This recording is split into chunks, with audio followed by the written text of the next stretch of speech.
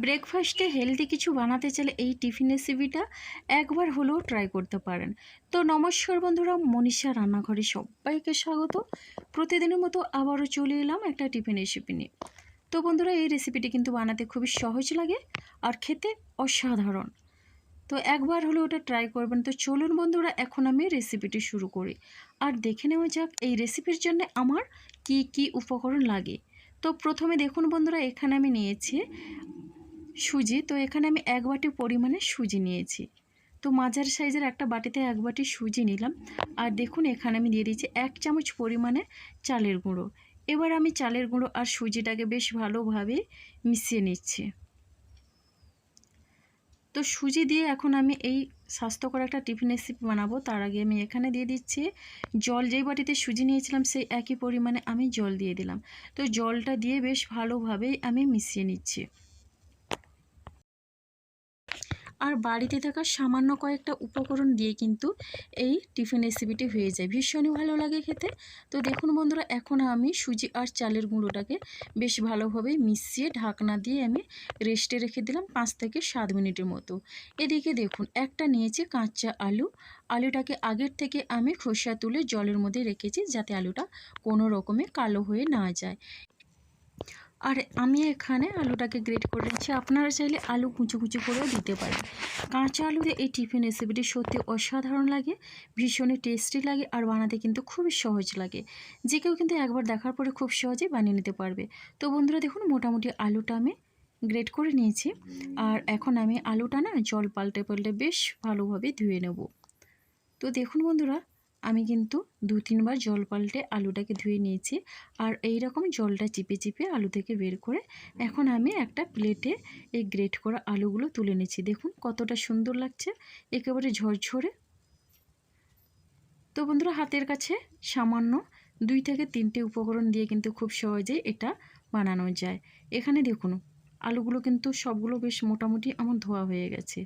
আর এখন আমি যে ব্যাটারটা রেখেছিলাম রেস্টে, এবার আমি 5 থেকে 7 মিনিট এটা রেস্টে রেখেছিলাম। 7 মিনিট পরে ফিরে এলাম। আগের থেকে দেখুন বন্ধুরা, ব্যাটারটা কিন্তু অনেকটা ফুলে ফেঁপে নরমও হয়েছে। এখন আমি ওই গ্রেট করা আলুটা দিয়ে দিচ্ছি। এবার আলুটা দেওয়ার পরে এখানে আমি দিয়ে দিচ্ছি একটা বড় সাইজের পেঁয়াজ কুচি। এবার এখানে আমি দিয়ে দিচ্ছি ঝালের জন্য কাঁচা লঙ্কা কুচি। তো বন্ধুরা, এখানে কিন্তু আমি 3টে কাঁচা লঙ্কা এইভাবে কুচি কুচি করে নিয়েছি। তো ঝালটা আপনারা বুঝে সুঝেই দেবেন, যেমন ঝাল খাবেন সেই বুঝে। এবার দিয়ে দিলাম ধনেপাতা কুচি। তো এখন আমি কাঁচা লঙ্কা, পেঁয়াজ আর ধনেপাতা আর গ্রেট করা আলুটা আমি মিশিয়ে নিচ্ছি। তো দেখুন বন্ধুরা, এইভাবে করে কিন্তু মিশিয়ে নিতে হবে। সবগুলো কিন্তু বেশ ভালোভাবে মিশে যায়, তাহলে কিন্তু রেসিপিটি বেশ ভালো লাগবে খেতে।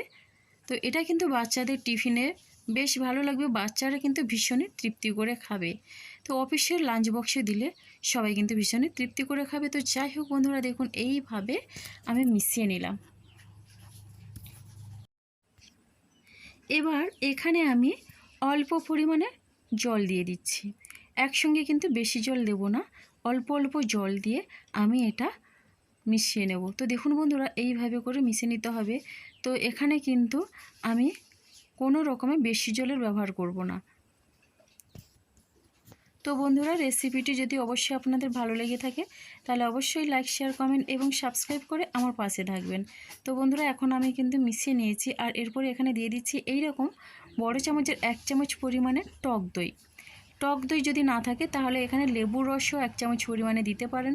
তাহলে কিন্তু টিফিনটা বেশ চটপটা হবে আর খেতেও দুর্দান্ত লাগবে। দেখুন বন্ধুরা, এইভাবে আমি মিশিয়ে নিচ্ছি।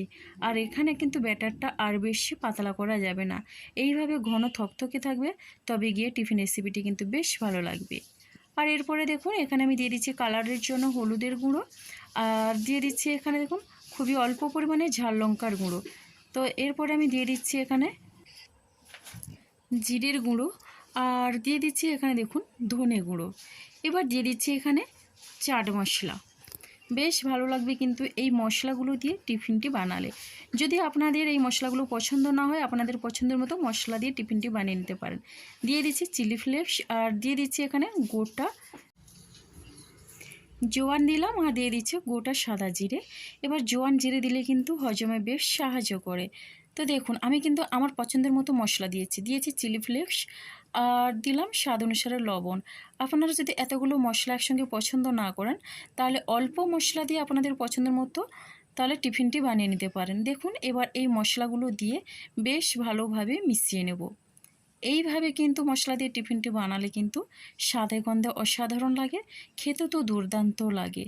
তো সকালের জলখাবারে একবার হলেও ওটা ট্রাই করবেন, এমনকি সন্ধ্যের টিফিনে ডিনার হিসেবেও বেশ ভালো লাগে। তো দেখুন বন্ধুরা মোটামুটি কিন্তু সবজি দিয়ে আমার ব্যাটারটা রেডি হয়ে গেছে। তো দেখুন ঘনত্বটা কিন্তু এইভাবে থাকবে, আর এটা খুব একটা পাতলা করলে হবে না, রেসিপিটি ভালো লাগবে না।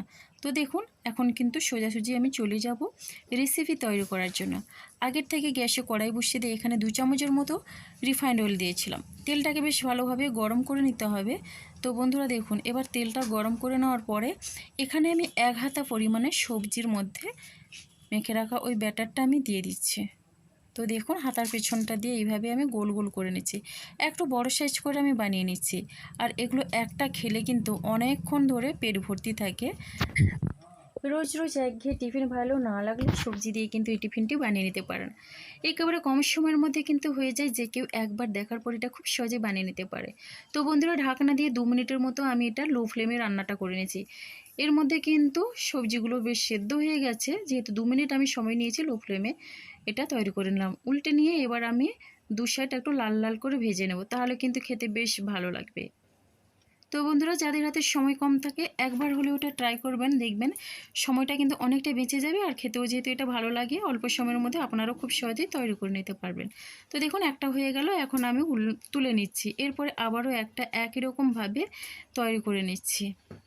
হালকা ফুলকা খিদে পেলে একবার হলেও ওটা ট্রাই করবেন। আর রুটি পরোটা যখন ভালো লাগে না, এই রকম সবজি দিয়ে টিফিন বানালে কিন্তু বেশ ভালো লাগে। বাচ্চারা অনেক সময় সবজি খেতে চায় না, তো সবজি দিয়ে এই টিফিনটি বানিয়ে দিবেন, বাচ্চারা কিন্তু অনায়াসে প্লেট খালি করে দেবে। দেখুন একই রকম পদ্ধতিতে দিয়ে দিলাম ব্যাটারটা, আর উপর থেকে শুকনো হয়ে গেলে এইভাবে উল্টে নিচ্ছি। এবার পছন্দের মতো কালার করে ভেজে নিতে হবে, আপনারাও আপনাদের পছন্দের মতো করে এটা ভেজে নেবেন।